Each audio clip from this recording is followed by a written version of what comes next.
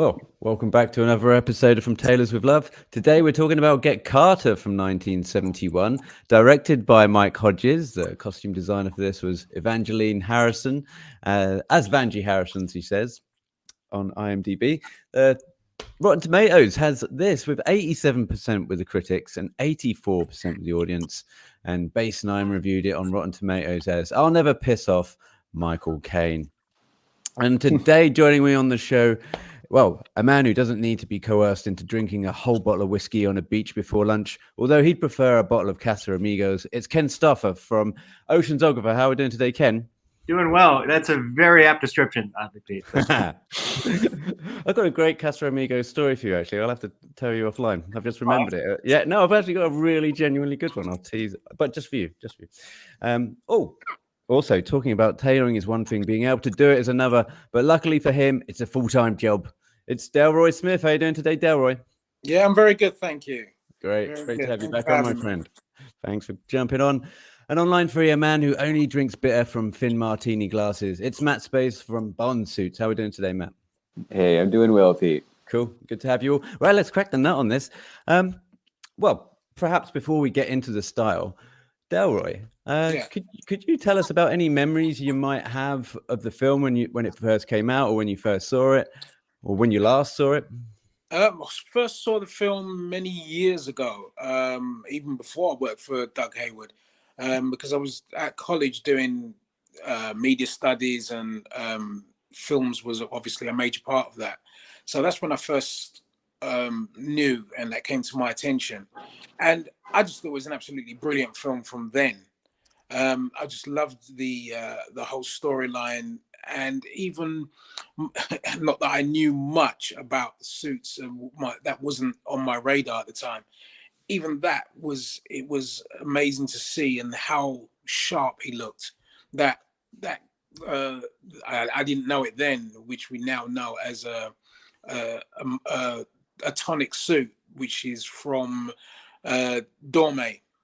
Back then is a mohair tonic. I think it was a 3-ply mohair tonic suit from Dorme, because Dorme were, which I know this now, but at the time I didn't. Dorme was the ones for the mohair. Everybody went to Dorme. They were the best quality mohairs you could get.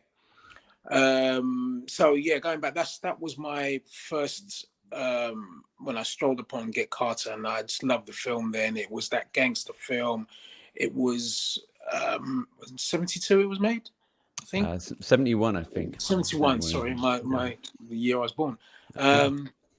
So from that, it was that, and just the posters and the pictures that we see now with him holding that big gun, and it was like it was great. It was great. Everything about it was brilliant from what I saw then. Fast forward, I saw it again many years later.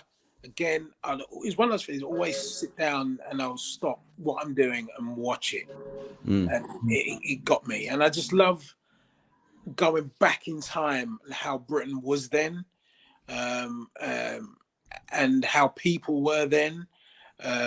Being a young man at the time, obviously, I shouldn't say this, but the scenes in it, the sex scenes and all that kind of stuff, that it was great. And it was a bit racy for its time as well, to be fair.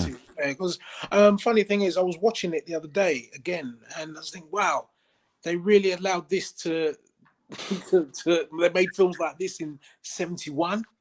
You know what I mean? And even now, by today's standard, it's still a bit racy. Yeah. So yeah, it was. That's my background on it. And it's a brilliant film. It's a very good film. And working for Doug and knowing what he's about, and looking back at that film again, that was what I was always told by guys in the workshop and customers, clients of Doug's, and people who had a love for tailoring and knew about tailoring. They always said that film and that suit was a standard, typical Doug Hayward suit. The cut, because everybody knew what a Doug Hayward cut was. He was his suits were a lot different from what Savile Row suits were. He had that high notch lapel, a big notch as well, which a lot of tailors are doing now. That very slim, sharp, nipped in, tucked waist. That is what Doug was. The only thing I noticed that wasn't quite Doug didn't do when I was there, he didn't have that deep vent. Now he's got 2 side vents, and he didn't do a lot of that. Then it's almost as if the vents got a little shorter in the time. So, right. But going back to it, yeah, that's when that's what fascinates me about the film. Back from when I first saw it to when I last saw it the other day. Nice recap. Matt, obviously you've written a lot about Doug Hayward suits on your blog. Maybe just give us your take on this one. Yeah, well, this is something that I never wrote about because it was on Christopher Laverty's blog and it was on Nick on Nick's blog, Vamp Style. So I never needed to write anything about this suit, but this has always been, just one of my favorite suits. That is the main reason why I watched the film for the first time, because I knew about this suit. So this suit just is pretty much the number one reason why I ever put this film on. I mean, I probably would have gotten around to it because I'm a fan of Michael Caine and Britt Eklund, and of course Britt Eklund. But so it was this was something that I had always known about. I think the person who got me into this suit originally was the British tailor in New York, David Reeves. He's a huge fan of this suit. When I went to first time I think it was I went to his shop, he was showing me his latest version of his recreation of this suit, which I think was like number 4 or 5. He makes a new one of these blue mohair 3-piece suits every few years. So he's probably on another one now. And I remember we had him on the show, didn't we? You interviewed him, and then one of the early podcasts, like way back when, a few years ago. And so he was someone who got me into this suit. So I think it's just such a great look. It's what I love about the suit is it's not a very complicated suit. It's a solid or semi-solid color. It's a basic Hayward style, which is, when I look at the suit now, a lot of English suits made since then have certainly copied this look. Just absolutely with Hayward's trimmer cut, his softer shoulders, the high notch lapel that you were talking about, and I think just the trim trousers with, I guess the boot cut leg is a little bit of its time, as are the long vents. But you can look at like a suit from like a mainstream British brand like a Richard James, and you'll see something very similar. Because they've just kind of, I think, and I'm sure that what Hayward did really set the stage for all the British tailoring that's come since. It's very influenced. Ken, over to you. Has this film stood up for you? I mean, outside of the style, which I think has had an impression on you as well, judging by what you wear. No, I think I first saw this film back in college, during that kind of Tarantino obsession period, right? And he had mentioned it was one of his favorite films, and I went into it not really. I was into style, but I didn't know much about tailoring and suits at that point. And just immediately watching it, he stands out. I mean, there are a lot of people wearing suits, even background extras wearing sack suits and tweeds and all this, but he stands out. It fits him so beautifully. The fabric, the color, the sheen of it, it's all perfect. Even not knowing about tailoring or classic men's style at that point, it really left an impression. And it's a movie I go back to pretty frequently. I don't know what that says about me. It's pretty violent, but yeah.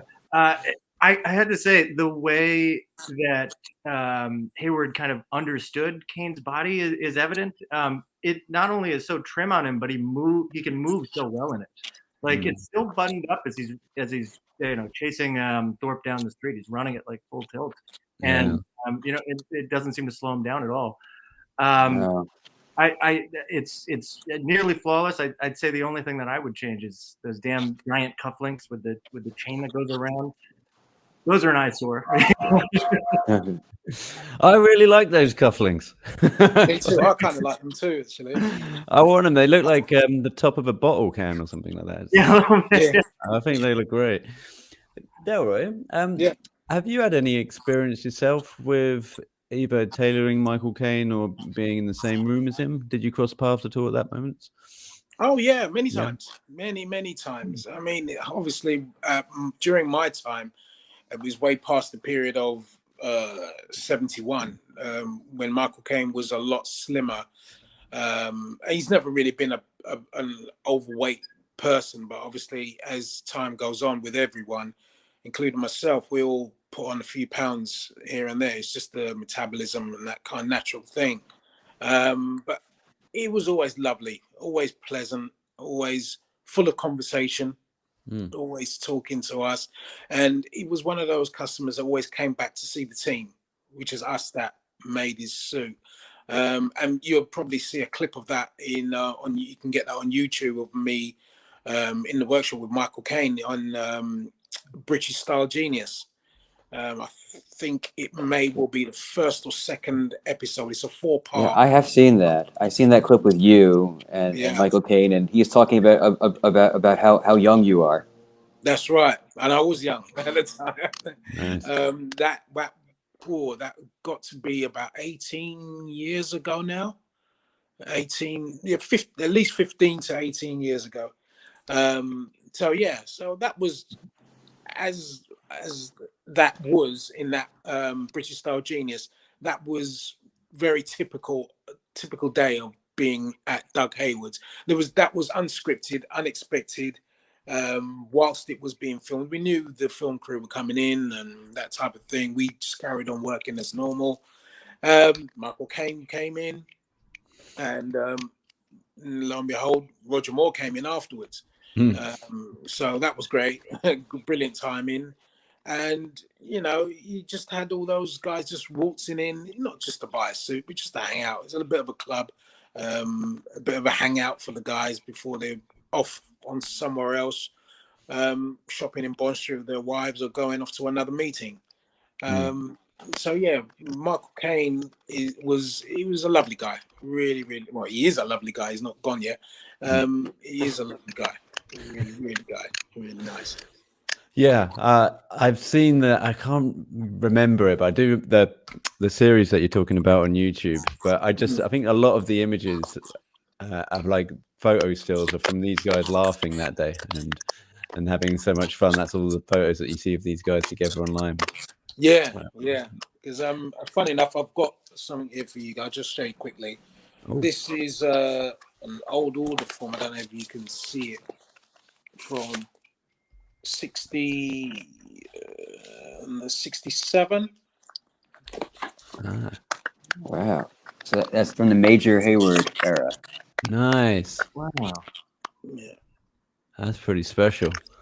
Yeah. And is that a whole book full of those? Yeah, there's other people in there, quite a few names.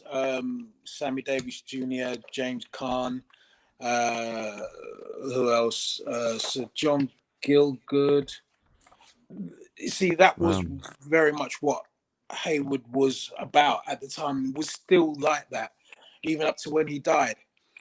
People, names, public figures, they all came in, and that's how it was, rolling in and out, and it was brilliant.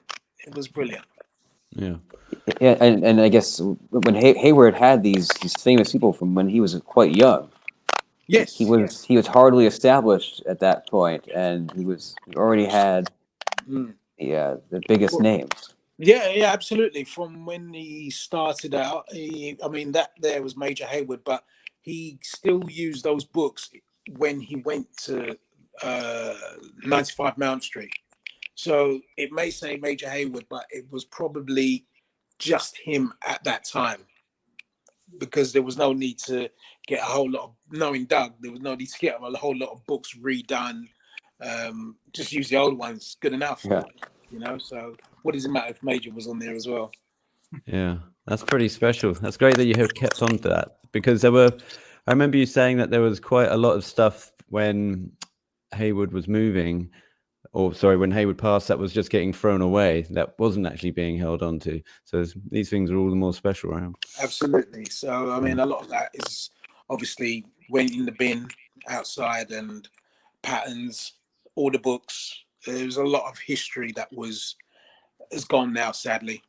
But Delroy, you're still keeping your influences and your time working with Doug alive. I mean, you're still doing obviously your own thing, but you're incorporating the house signature of Hayward. And I suppose people come to you as well and ask for those cuts. Did they come to you and ask for anything like the Get Carter suit, like they would for David Reeves?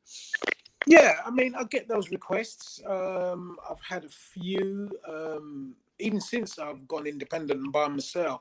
I've had a few people ask for something of that kind, of that cut. That is what I'm doing now anyway. So it's just a case of making for that individual person.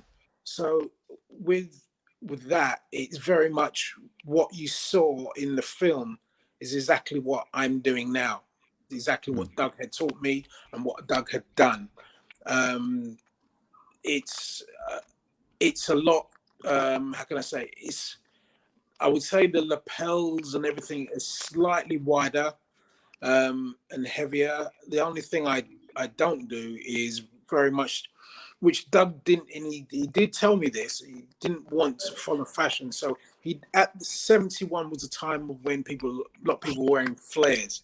He slightly widened the bottom, and I think that was just a general thing at the time. But he didn't want to go down that route and start making flares for his clients. He came in, and that's how it was then. You get a Hayward cut, and that's what you want. If you want something else, then I can. But he always said I can base what I do on what you want, but you will get a Hayward suit, and that's how it was then, and very much like what designers do now. You want a Chanel, a Chanel looking thing, you go to Chanel. You want a Gucci, you go to Gucci. You go to Louis Vuitton, you go to Louis Vuitton. And that's how it very much was with tailors. Back then, you wanted a Henry Paul cut, you go to Henry Paul. You Nortons or Anderson and Shepherd or Huntsman or Gibbs, you went there for a particular style and cut of what you liked. And Hayward was Hayward.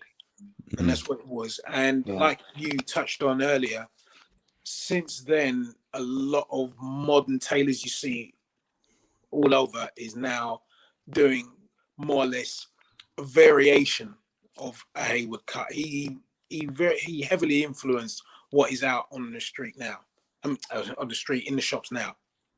Yeah, I have a question about there's one detail on this suit that I've seen on a lot of early Hayward suits, on some other ones that like Michael Caine wore in Alfie.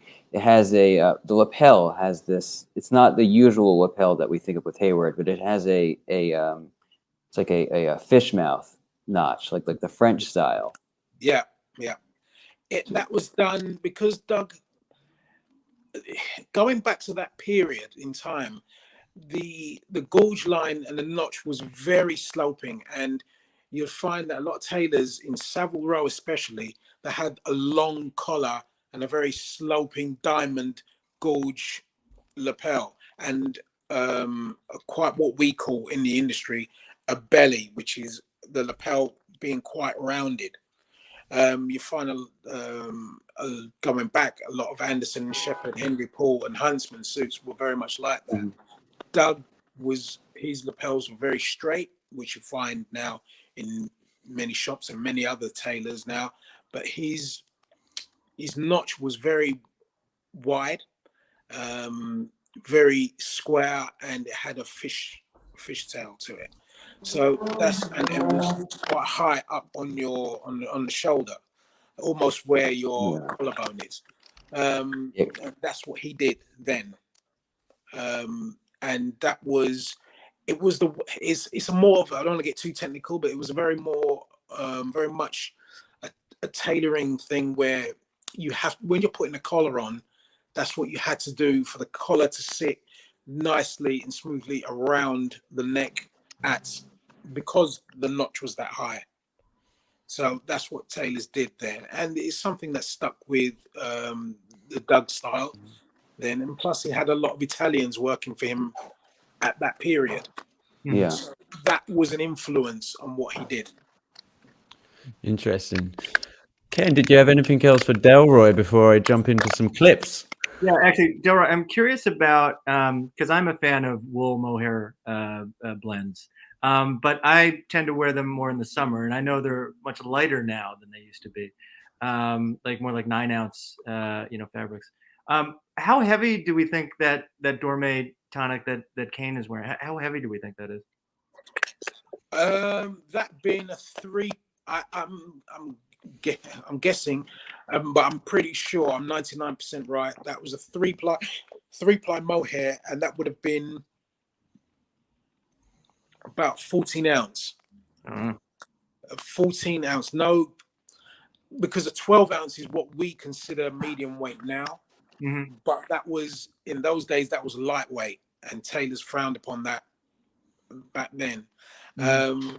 Mohair was difficult to make in those days, and that's why anybody who watches that and admires that suit has to admire that particular suit, because that's not an easy suit to make. And looking as sharp and as slick as it does is amazing to me as a tailor now, a master tailor. I look at that and I know that if someone came to me with that 14-ounce 3-ply mohair, it'd be a challenge.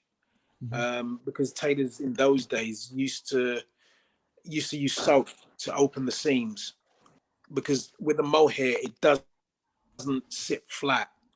The sharp creases you have on the trousers, as soon as a bit of water touches it, it goes flat and goes out of shape. So it's difficult to make. But to answer your question, yeah, I'm pretty sure that's a 14-ounce 3-ply mohair. So have you worked with such cloths, like this kind of cloth? Yeah, it's very difficult to get, because I don't think Dorme really do that now. You can find it if you go into a vintage cloth merchant somewhere and sourcing. There's a place in Paris that does things like that. You can get that there if you look hard enough. But to get it from a cloth merchant, to go to Dorme now and say, have you got this? They will give you their version of it. It'd be a modern version, but it wouldn't be that traditional mohair that was Michael Caine was using there. What would be your version, Delroy, if someone came to you and said, can you get me close to this? I would, at first stop would be Dorme. I'd go to Dorme first. There's another cloth merchant that I would use as well. And there's a guy that I know that he buys bales of cloth, ends, I would say, from places in Huddersfield, mills in Huddersfield that he gets cloth from. So I would go to him as well to see what he's got. Color wise, you wouldn't get a choice. You have to take what you can get with that guy. So it's touch and go with that, really. It would take time. It really would take time to find that particular cloth in that particular color. Right.